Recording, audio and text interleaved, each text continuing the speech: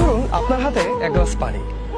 এখন এটা যদি 1 মিনিট ধরে রাখেন কোনো ব্যাপারই না, যদি 1 ঘন্টা ধরে রাখেন তাহলে হাত ব্যথা শুরু হয়ে যাবে, আর যদি একদিন টানা এভাবে ধরে রাখা হয় আপনার হাত একদম অবশ হয়ে যাবে।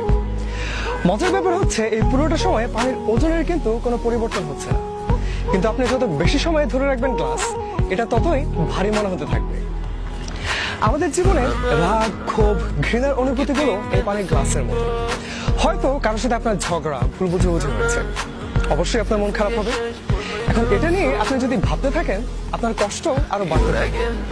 আর যদি মানুষটা কেন এভাবে বললো, কেন এমন হলো, এটা নিয়ে সারাক্ষণ মাথার ভিতর ভাবতে থাকেন, তাহলে কি হবে জানেন?